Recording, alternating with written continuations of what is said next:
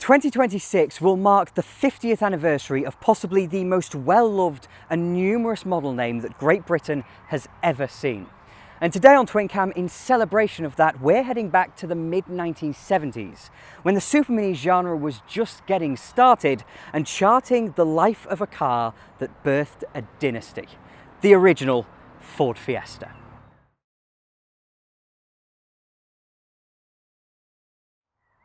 Before we get into it, this car is to be auctioned by Manor Park Classics. But while the Fiesta is so well known today, with nearly half a century of reputation behind it, this was something new for Ford. Not only had they never built a truly small car before, but their European arm had very limited experience with front-wheel drive. And as the stakes were so high, they had to nail it. So before going anywhere else, we're going to need a bit of a history lesson.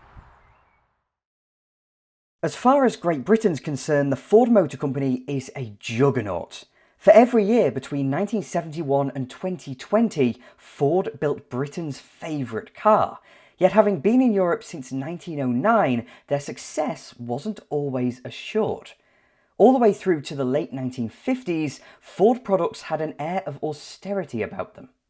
For a long time, Britain's cheapest car was a Ford, and for much of that decade, while popular, their products were just less desirable than the relative modernity of a Morris Minor or Austin A35. This all changed, however, in 1959, the advent of the new Ford Anglia transforming the fortunes of the Blue Oval.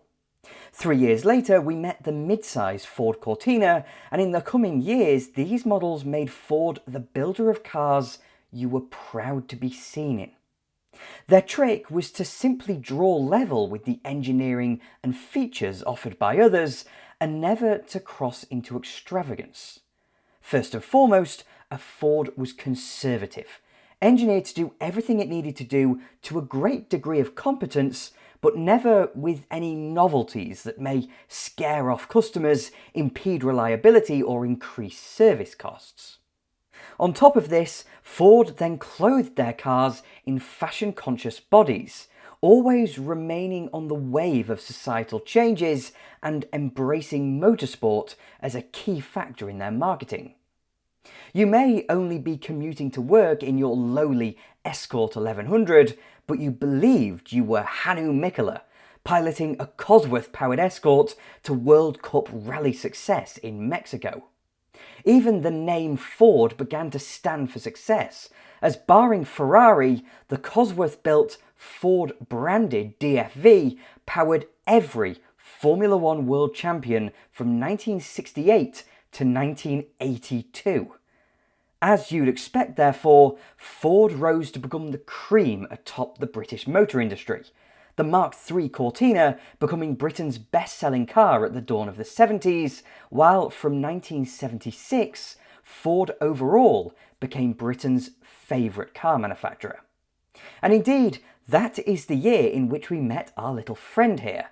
But far from being a pioneer of the Supermini genre, the Ford Fiesta was rather late to the party. Barring the obvious success of the original Mini, the namesake of this new age of city car, the early 70s had seen the launch of the Fiat 127, the Renault 5, the Peugeot 104 and Volkswagen Polo, most of whom had sold in vast numbers years before the Blue Oval finally got round to competing. Onlookers may perceive this as Ford missing the boat, but with knowledge of where they came from, it makes all the sense in the world. Back in 1959, Austin Morris transformed the motor industry in launching the Mini. You and I never fail to wedge the Mini into our discussions, but so much of the time, you just cannot avoid it. By placing tiny wheels in each corner of the car, by turning the engine transversely and slotting the gearbox beneath, Alec Izagonis had created a true, really efficient 4-seat family car in only 10 feet of length that handled better than, well, virtually anything else on the roads. As you might expect, Ford jumped on the Mini, examining exactly what made it tick and whether they could do the same.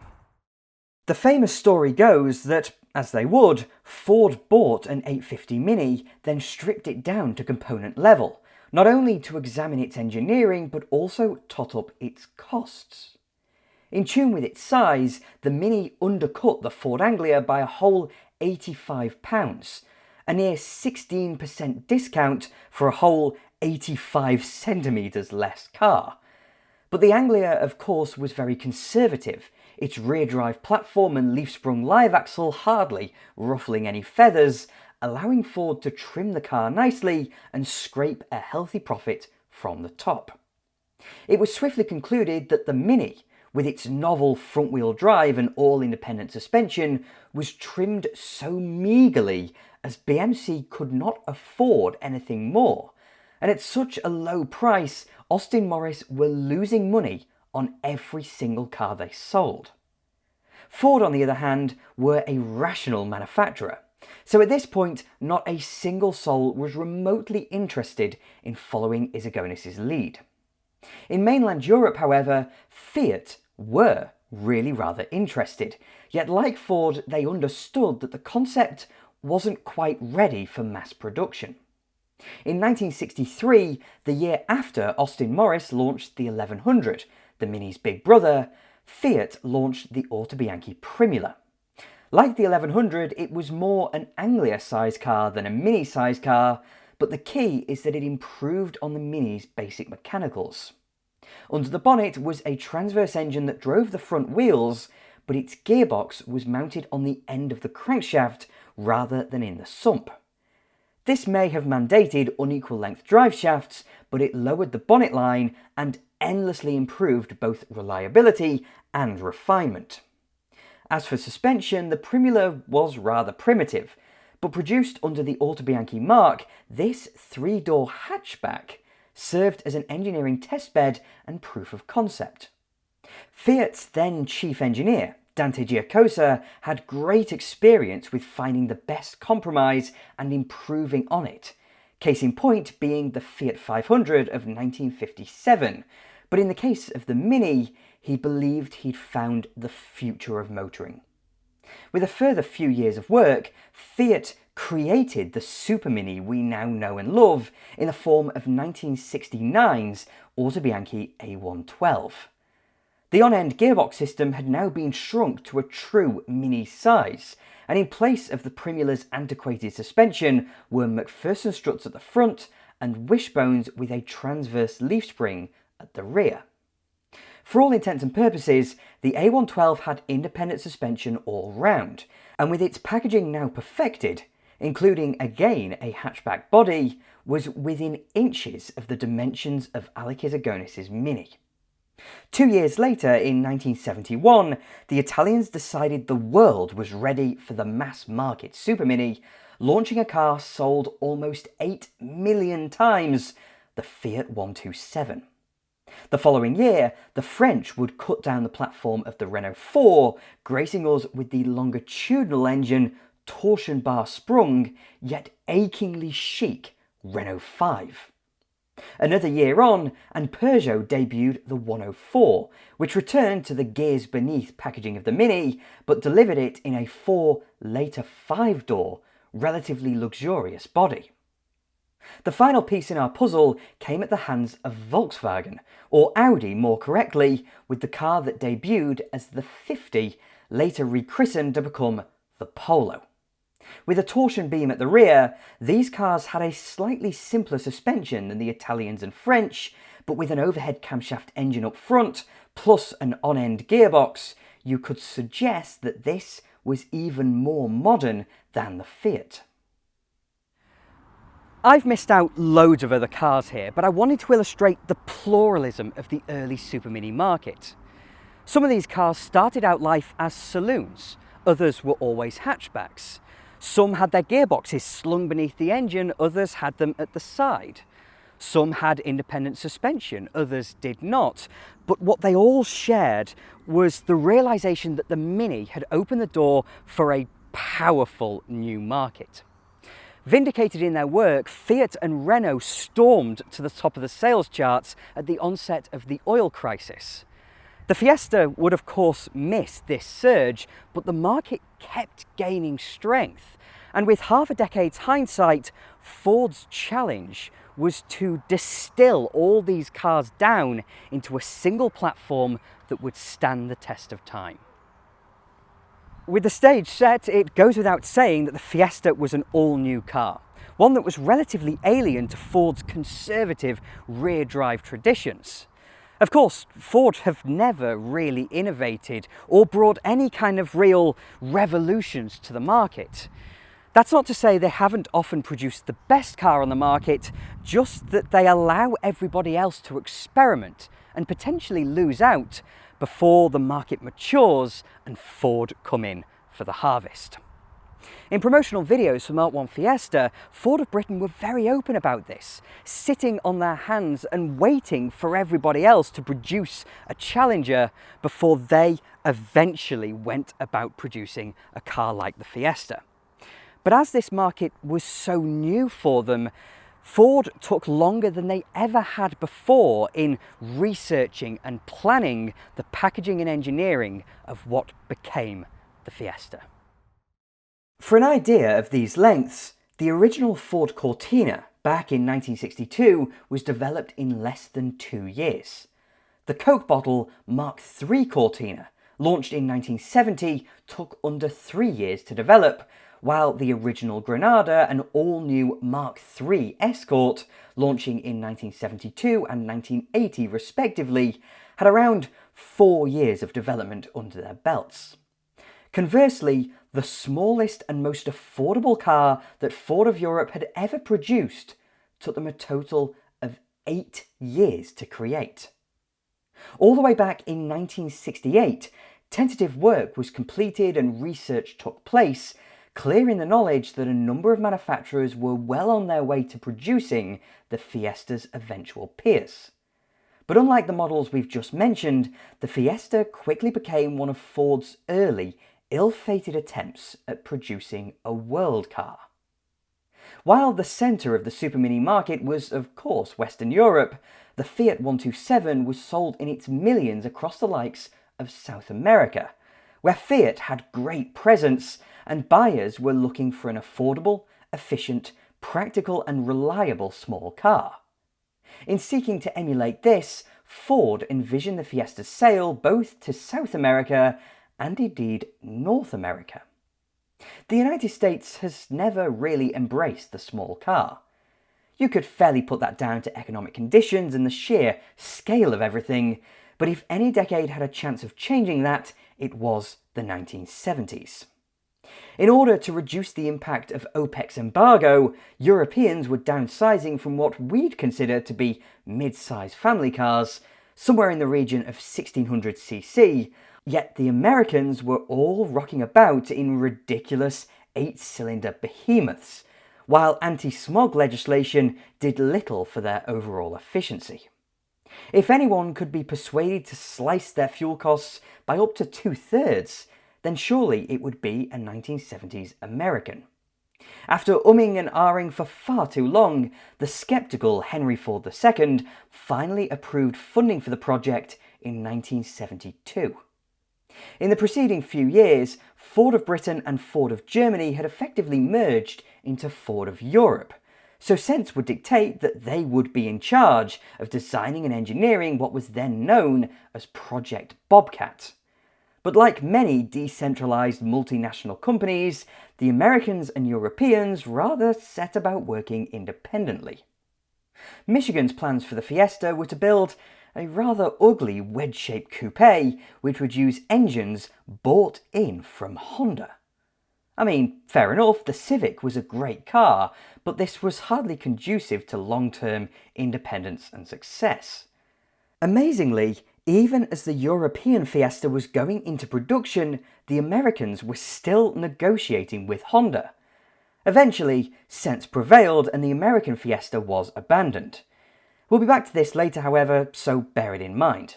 But it's relevant to us here as back in 1972, Dearborn presented this model of a 3-box saloon. Stylistically, this is nowhere near the Fiesta we all came to know. At the back, it's got a lot of the Austin Allegro about it, while at the front it's a mishmash of Datsun and Toyota. It's a style that was destined to age quickly, but that's not actually what we're here for. Instead, it's that saloon body style.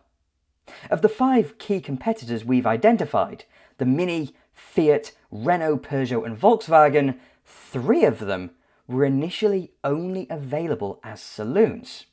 In fact, the Renault 5 was viewed as utilitarian and Spartan purely due to its opening rear door. The forthcoming dominance of hatchbacks was by no means assured, and so, in order to hedge their bets, Ford engineered both a saloon and a hatchback in the same basic body style in order to cater for each market. In the end, however, it came down to a matter of simple, rational economics. This is Ford of Europe after all, and with the hatchback no longer truly alien, by the summer of 1974 they viewed it as a safe bet and opted to build every Fiesta with 3 doors. But looking back on these little cars, nearly 50 years later, it's a great looking little thing. And in the context of this first generation of Superminis, the Fiesta is really very mature. The Renault 5, by comparison, was harmed practically by its elderly, if still very competent, platform.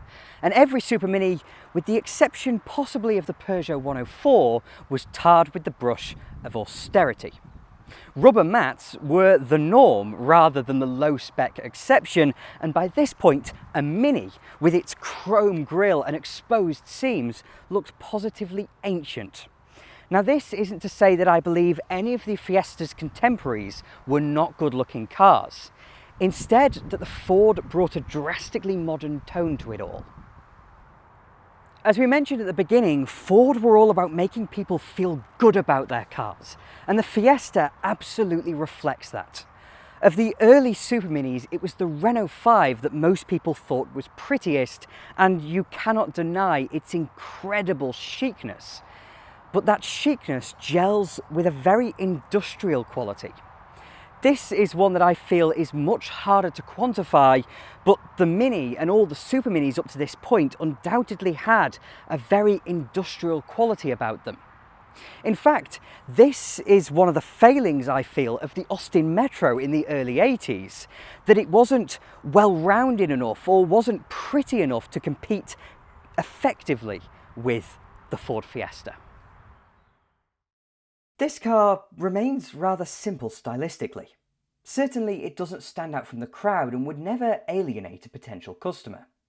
The Fiesta's styling was initially a competition between 3 separate entities: Ford of Britain, Ford of Germany and Gear, back when they still existed and were more than a trim level.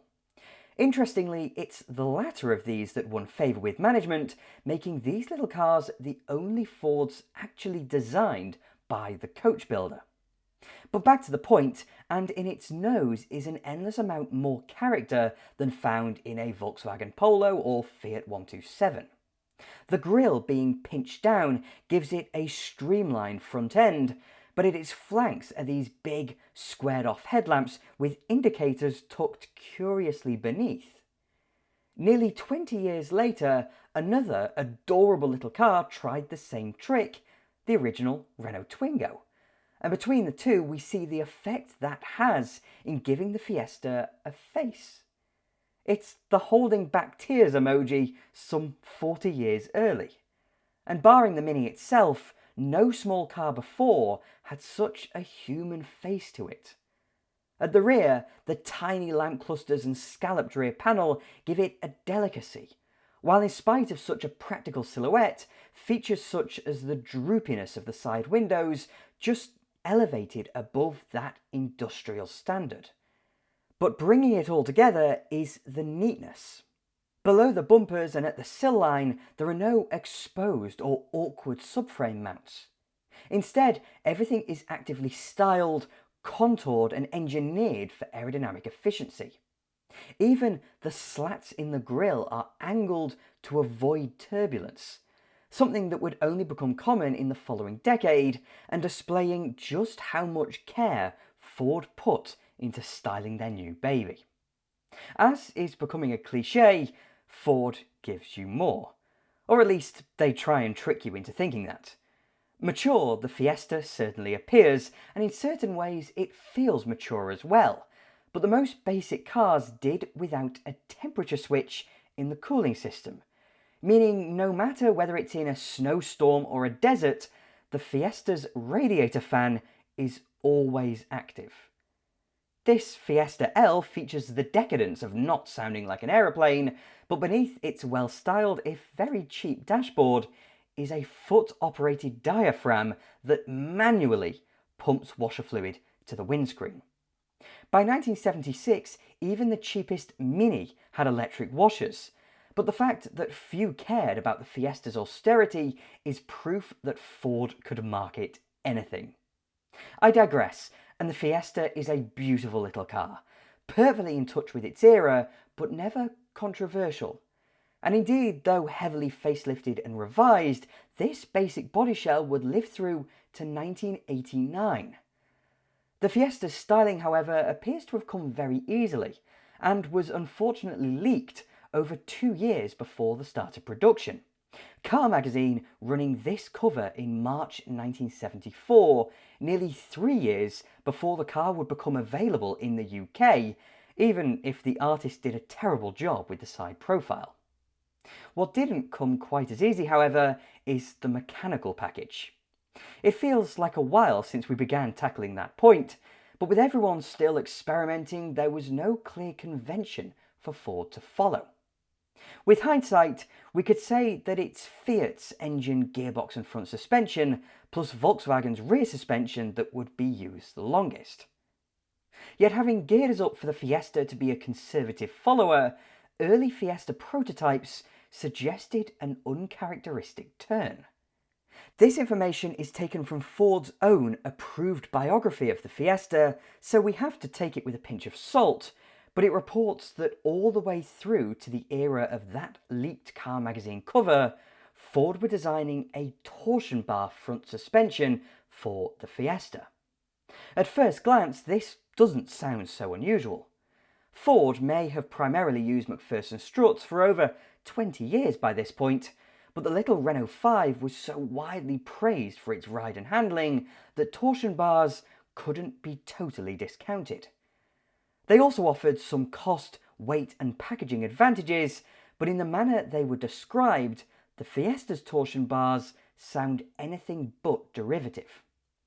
A revolutionary new front suspension using double torsion bars of a completely novel design, U-shaped bars which would act as springs, anti-roll bars and radius arms all in one piece. I cannot quite picture how this would be laid out, but it's reported that such a system was only dropped due to manufacturing issues. In the end, the Fiesta would use the same McPherson struts as used by many other Fords, plus the Fiat 127 and the Volkswagen Polo.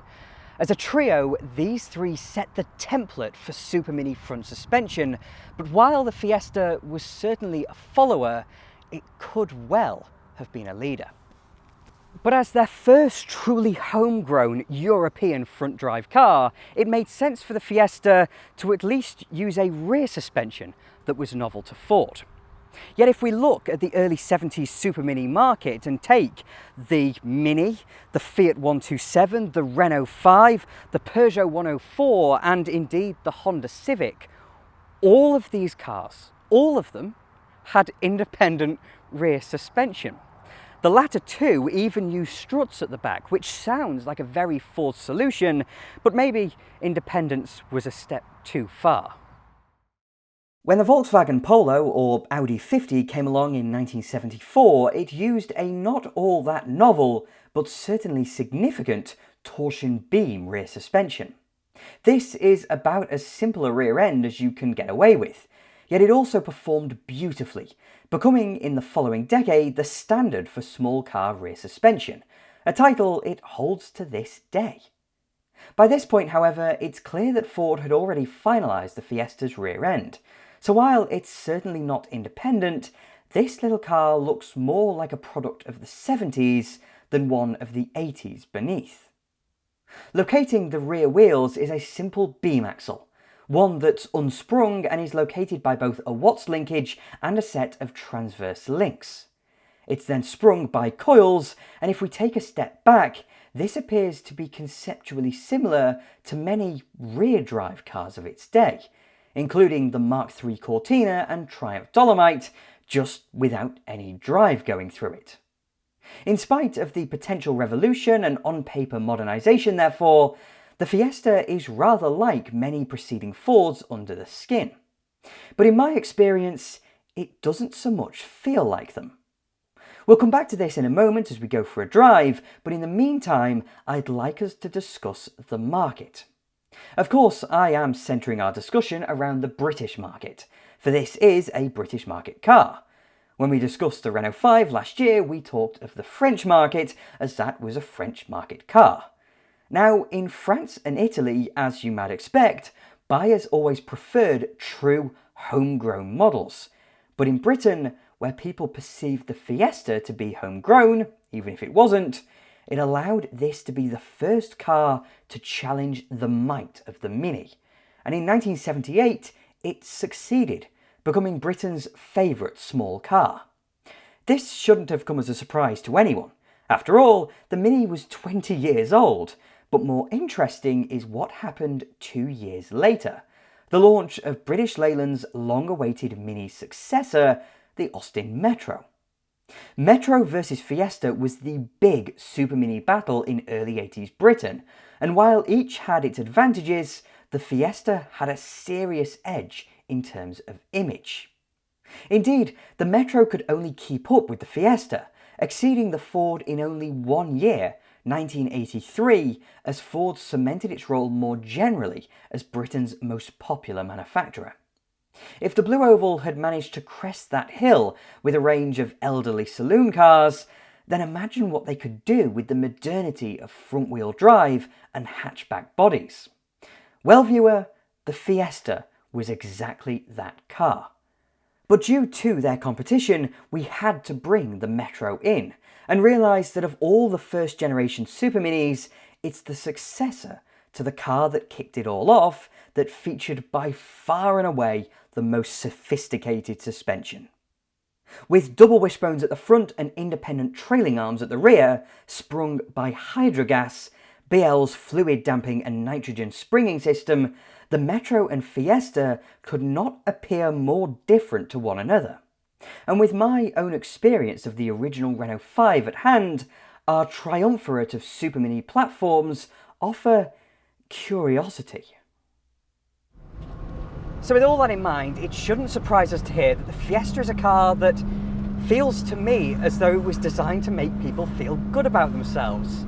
And that was Ford's big trick, of course, back in the 60s and 70s, so it's not surprising at all. But the way they went about achieving that is a little bit curious. So on the most basic of levels, the Fiesta feels a very wide car, it feels a very open car. And compared to the likes of the Renault 5, it feels very vibrant inside. It's got a proper modern plastic dashboard, so it feels very modern. Again, it makes you feel good about yourself. When you scratch a little bit deeper, however, you learn that this plastic on the dashboard is horrendously cheap and the ventilation is practically non-existent. There are various different things that Ford overlooked when designing this car. But you can see in this, it's possibly even the best example of how Ford made people feel good about themselves. In that it looks lovely in here. I love the seat trim. The seats are very comfortable as well.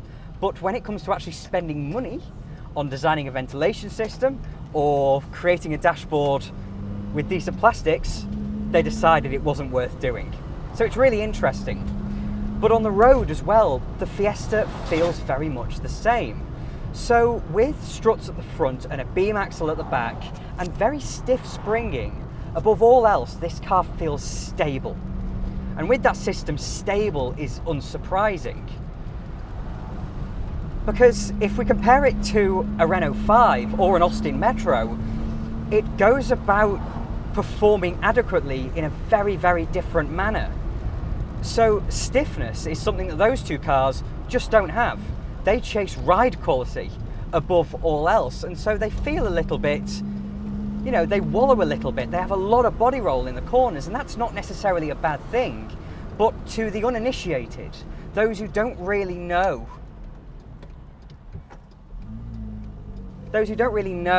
what it's all about, that can feel disconcerting. And the Fiesta doesn't want to feel disconcerting.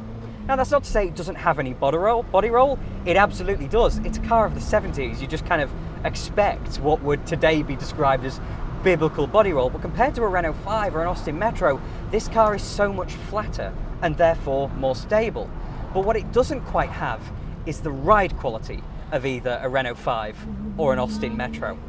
Instead, it has a sense of jiggliness about it, which is not necessarily uncomfortable. I would never describe the Fiesta as being uncomfortable, just that you can feel the road beneath it in so much more a pronounced margin. But on the contrary to that, the body shell of the Fiesta and the way in which things are damped out is far better than a Renault 5 and far better than an Austin Metro. So while those two cars had, you know, these wonderful suspension systems that enabled them to ride really very, very soft, in the end, the Fiesta ends up beating them in terms of overall refinement. It's not something you would ever expect on the surface, but it goes towards making the Fiesta feel that little bit more grown up. So of course at the front end we have rack and pinion steering, and with those McPherson struts the Fiesta feels very agile, but it's not necessarily the most communicative car in the world. It does mean, however, that it has really quite light steering, lighter than many of its competitors, lighter than the Renault 5, the Austin Metro. Don't know about the Fiat 127, but my experience in the Renault and in the Austin tells me that the Fiesta is a little bit easier to drive. And this is not to mention the on-end gearbox that the Fiesta has, really pushing it leagues ahead of a Metro in terms of its gear change quality, which is nice and snickety, very precise, and also much, much more reliable. And again, more refined in terms of its actual powertrain. What's really funny, however, is that in spite of this immediate jiggliness that I feel about it, you then go over certain other bumps and it turns really soft. I'm not quite sure what the suspension of this Fiesta is really about the more I drive it. You feel it there. It's that all over this normal surface here, you can feel every little rut in it. You can feel it jiggling about. But when we go over something more major in the road, it just kind of wallows over those. So it's a really funny compromise. But as I say, on the surface, it's still not as comfortable as a Renault 5 or an Austin Metro. But with this sense of nuance that I've just established, we come back to the point I made earlier, that making people feel good about themselves thing. And what's really interesting there is that 95% of the world's population don't care. If on the surface you get into a Fiesta and it feels more stable, it feels more grown up, it feels heavier than a Metro, for example, then the person who's in a car dealership, not interested in cars, they're just looking for transport, they're probably going to choose the Ford. And that just goes to prove how much care Ford put into the customer experience of their cars, and how at the end of the day they were rational. They were always in the business of selling cars. And the Fiesta is a display, not of engineering, but of marketing and of creating a product that is exactly what the public needed. From this point of an expected character, delivered in a novel manner, we meet the part of the Fiesta we always would have expected. For under the bonnet is a version of the ever-dependable Kent engine that Ford first used all the way back in 1959. But like this car's front suspension, this maybe wasn't always the case. Referring back to that issue of Car magazine from March 1974, and they sounded confident in the Fiesta gaining an all-new overhead camshaft engine. After all, the Kent was now 15 years old, and while it didn't appear elderly as such, the world had started to move on. In 1970, the Mark III Cortina debuted with its all-new overhead cam Pinto engine, so it's possible that they were assuming this modernity. Certainly, the Mini, Metro, Renault 5 and most Fiat 127s retained overhead valve setups, but on the contrary, the Civic, Peugeot 104, Polo and from 1977, 1050cc Fiats had migrated to an overhead camshaft. Therefore, it's certainly possible that Ford were working on even an overhead cam conversion for the Kent. British Leylands certainly were for their A-Series, but I think it's unlikely given its immediate competition and the sheer competence of Ford's existing small engine. But as it was back in 1967 as it received a crossflow cylinder head, they weren't willing to leave the Kent entirely alone. In many ways, with its all-iron construction, block-mounted camshaft and three-bearing crankshaft, the Fiesta's power unit very clearly hails from the 50s, but in actual fact, the reduction in bearings was specifically for this new car. On paper, that makes no sense whatsoever, but if we remember back to earlier, fuel economy is a huge part of what made this segment tick, and the Kent was never the most efficient in its class. Indeed, even after these changes, an Austin Metro would still run rings around a Fiesta when it came to going far on little. But by matching the seemingly backwards number of main bearings as a Mini or Metro, the Fiesta's engine encounters far less resistance, so can be spun up to speed with less fuel use. To counter its now relative lack of strength, Ford introduced strengthening ribs. To future-proof against emission regulations, it received a new combustion chamber design, and to ensure its packaging, they shortened the Kent cylinder block by 30mm, moving the ball centres closer to one another, limiting expansion in capacity to 1297cc, but saving a reported 7 kilograms. When building cars in their millions, every little helps, and below the aforementioned 66 horsepower 1300 was the middling 52 horsepower 1100 and the tiddler we're driving today, the 44 brake horsepower Fiesta 950.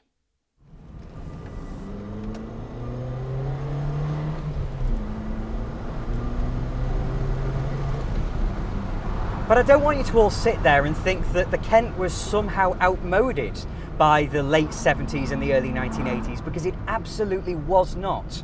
Back in 1959, this was a big part of why Ford became the powerhouse they did. It really revolutionized the way their cars drive, and in spite of its iron block and iron cylinder head and its overhead valve layout, it is actually quite modern.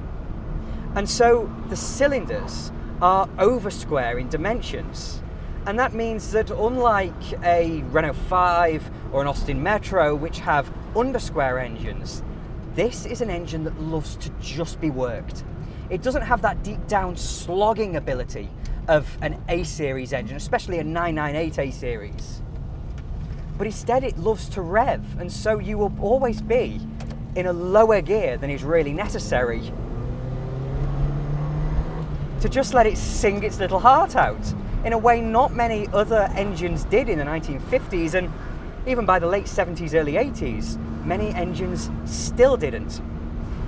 The benefits of this actually rear their head mostly on the motorway, which is somewhere you may well be by the end of the 1970s in a small car like a Fiesta. And what it means by having that short stroke, it means that the physical speed at which the piston is travelling is far lower than a long stroke engine. And that means that the engine is smoother. It means the engine is quieter. It means the engine is more reliable long term as well. And it means it can just sit there all day long at 70 miles per hour, maybe even more, because it was the 70s and early 80s and there were no speed cameras. You could just sit at maximum speed in a Mark 1 Fiesta, even one with a little 957cc engine, and thrash it all day, and then come on home and it would be very happy to do it again tomorrow. That is the Ford Kent engine. Of course, that quite racy nature lent it to becoming one of the world's most successful racing engines of all time. Lotus, of course, used it to great effect, modifying it with a dual overhead cam cylinder head in order to fit it to the Lotus Cortina and the Lotus Elan. These iconic performance cars, all at a very basic level, started off in life as a Kent engine. I will say actually that this isn't quite as smooth a power unit as a 998A series in a Mini or a Metro, but it is more refined than a 1275 A series, and so again the Fiesta engines just kind of sit in the middle. They're all very, very competent and they all make sense. Or at least it would do if the world was a sensible place. But what doesn't quite make so much sense is that the old 1600cc Crossflow Kent was also fitted to the Fiesta. Of course, in their modifications, they essentially capped it at 1300cc, and in doing so, it meant that when loaded up with emission systems, the American spec Fiesta no longer really had the power, and so they just fitted the old engine instead. So you do kind of have to question why they went to so much trouble of re-engineering it, but when you're building cars on such a huge scale, producing hundreds of thousands of units a year, it must make some sense just to save that little bit on materials. But after the American Fiesta died off, coming back to Europe, the Fiesta XR2 also used a 1600 old-fashioned Crossflow Kent just in order to get that little bit more power. That's proof beyond all else that, first of all, the Fiesta was never designed to have those American emission systems applied to it, at least the European Fiesta, and that Ford never envisaged doing a hot hatch either. That's all stuff that came later, and then they decided they'd just have to give up on the new engine and put the old one back in it. But for all the smaller capacity Fiestas, the bread and butter Fiestas that you and I would see on street corners, we have this new and very, very competent version of the good old Kent engine. But regardless, this new version of the Kent engine was christened the Valencia, and as Ford so often did, that gave us a geographical clue as to where the Fiesta was built. As we've fully established, Ford's centre of power in Europe were Great Britain and Germany, and indeed the Fiesta would be produced in these two nations, plus, curiously, in Spain. In the mid-1970s, Spain was still a totalitarian dictatorship, and while they did quickly transition to democracy, the Franco era can be characterised economically as appallingly protectionist. Italy's motor industry was protectionist as well, purely to bolster itself, but Spain was a different kettle of fish. Seats barely made their way to the outside world, and the winner from this was Fiat. Seat's license-built version of the 127 essentially had the market to itself, and while Austin, Renault and many others had a good go at infiltrating it, Ford sensed an opportunity.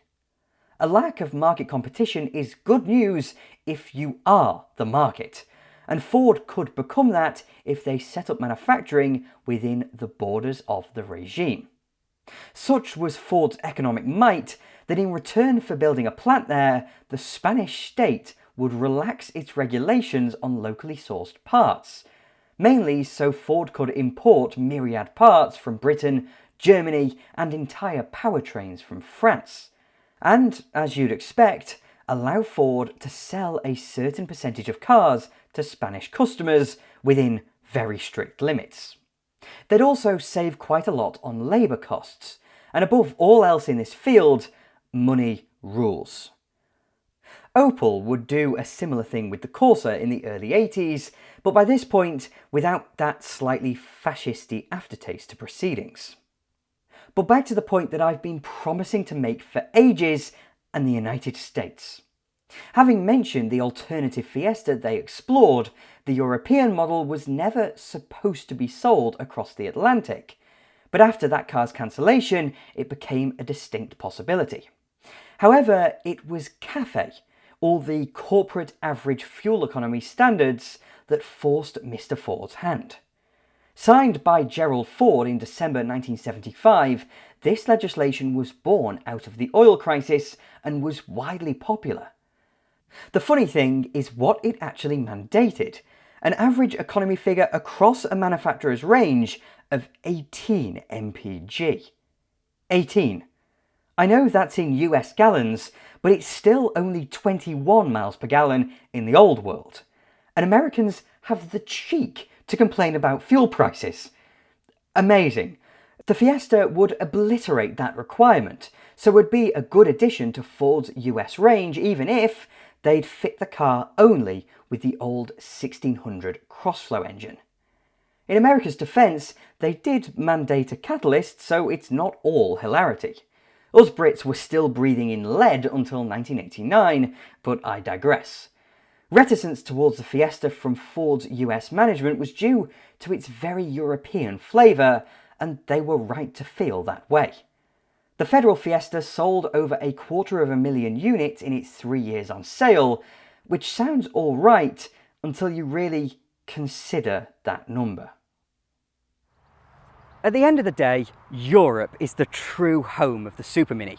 And from its European launch at the Paris Motor Show in 1976 through its British launch the following spring, it took Ford just over 2 years to clock up 1 million units. In 1981, the Fiesta surpassed 2 million units, but as Ford so often do, they moved on. As soon as this car showed the merest signs of slowing down, they replaced it with the heavily facelifted Mk2 Fiesta in 1983. Of course, this car never really touched the sides of the sales of either the Fiat 127 or the Renault 5. Not only did it come along too late, but in everywhere but Britain, it didn't have that same home advantage, so in all honesty, it never could have done. But its success was definitive proof, if ever it were needed, that the Supermini is the most important class of car. And for the next 45 years, the Fiesta would become a stalwart of entry-level motoring. And isn't it so telling that as soon as Ford wrenched it from our grasp only a couple of years ago, the Blue Oval in general went tumbling down the sales charts? Affordable, accessible and economical cars are the ones the people love. And may Ford soon realise this and bring us back our friend Fiesta. But with that, thank you very much for watching. If you enjoyed the video, then please do click like and subscribe to TwinCam as well. I'm forever indebted to my wonderful Patreon supporters, so if you'd like to support me that way, then please do follow the link in the description and I'll have more videos coming along soon.